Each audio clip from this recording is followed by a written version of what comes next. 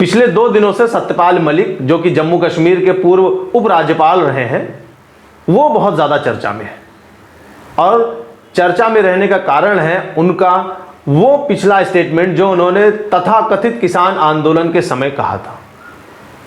उन्होंने बताया था कि मैं किसान आंदोलन के टाइम पर प्रधानमंत्री नरेंद्र मोदी से मिला और मैंने उनको बताया कि ये जो किसान आंदोलन चल रहा है इसमें बहुत सारे किसान मारे गए हैं।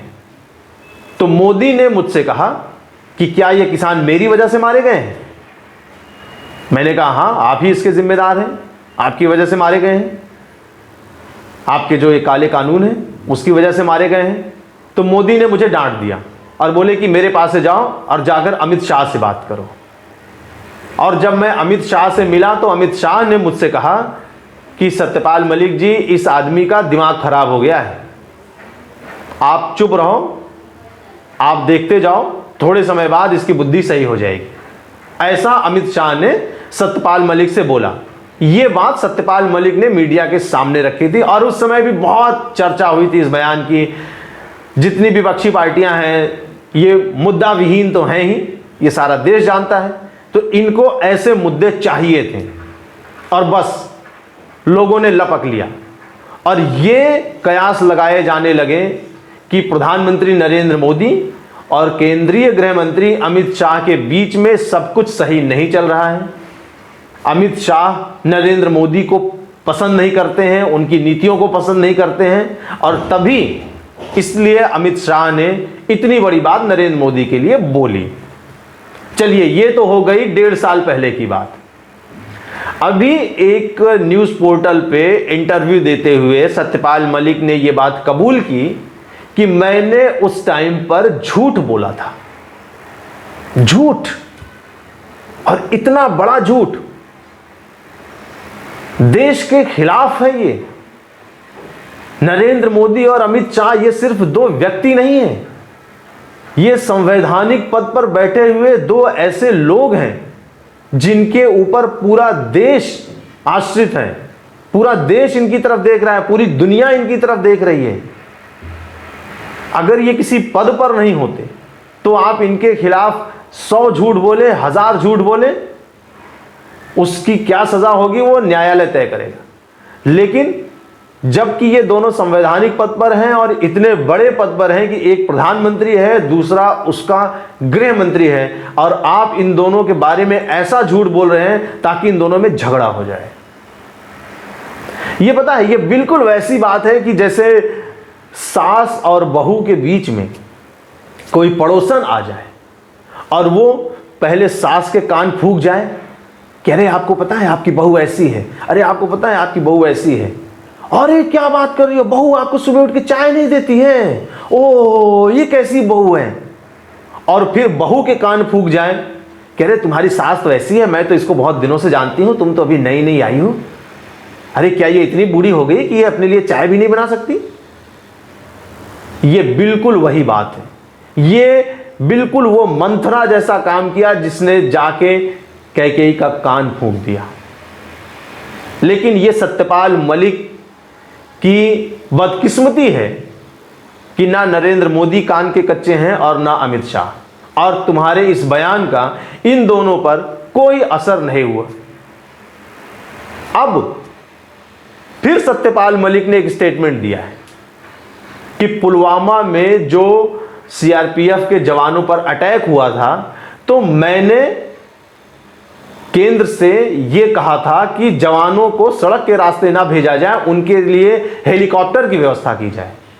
तो अजीत डोभाल ने मुझे चुप रहने के लिए कहा था, पीएम मोदी ने भी मुझे चुप रहने के लिए कहा था, और सड़क के रास्ते जाते हुए सीआरपीएफ के जवानों पर हमला हो जाता है, वो विस्फोट होता है और 42 जवान हमारे शहीद हो जाते हैं। सत्यपाल मलिक ये कहना चाहते हैं कि केंद्र सरकार इस विस्फोट के बारे में जानती थी, कहीं ना कहीं उनकी साजिश थी।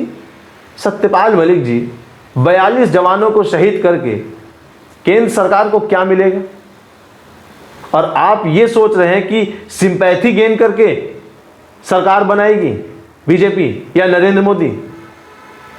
जिस नेता की इतनी ज्यादा लोकप्रियता है, पुलवामा हमला जो हुआ उसमें विपक्षियों ने इतना शिगुफा उड़ाया, इतने झूठ बोले, इतने नाटक रचे, लेकिन देश की जनता को सब पता है कि पुलवामा हमला किस वजह से हुआ था, वो कौन सी नीतियां थी जिसकी वजह से उस गाड़ी को चेक नहीं किया जा सका और वो विस्फोट भरी गाड़ी उस रास्ते पर आई।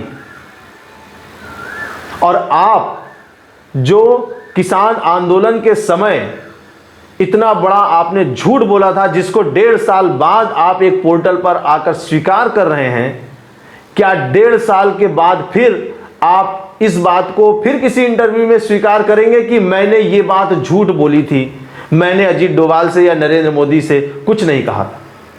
क्या आप फिर ये बात स्वीकार करेंगे? देश में आप ये किस तरह का माहौल पैदा करना चाहते हैं? सत्यपाल मलिक इस देश के लिए कितना बड़ा खतरा है। एक संवैधानिक पद पर बैठा व्यक्ति इतना बड़ा झूठ बोल रहा है, देश के सामने देश की जनता को गुमराह कर रहा है। खैर, आपकी इन बातों का देश की जनता जरूर जवाब देगी। और आपने जो ये कहा कि मुझे कोई छू नहीं सकता, मेरी कम्युनिटी बहुत बड़ी है, हैं? कम्युनिटी बहुत बड़ी है। कितने लोग आपके पीछे हैं? 1000, 2000, 10,000, 20,000, 50 लाख, 1 करोड़? नरेंद्र मोदी के पीछे 140 करोड़ लोग हैं। उससे बड़ी कम्युनिटी आपके पास है। और जिस दिन सबूत मिला आपके खिलाफ, रगड़ दिए जाओगे। ये मत सोचो कि आपकी कम्युनिटी बड़ी है कि आपका मजहब बहुत बड़ा है। सबूत मिलने की बात है, रगड़ दिए जाओगे। और अच्छे अच्छे रगड़ दिए गए हैं। न्यूज़ तो आप देखते ही होंगे। धन्यवाद।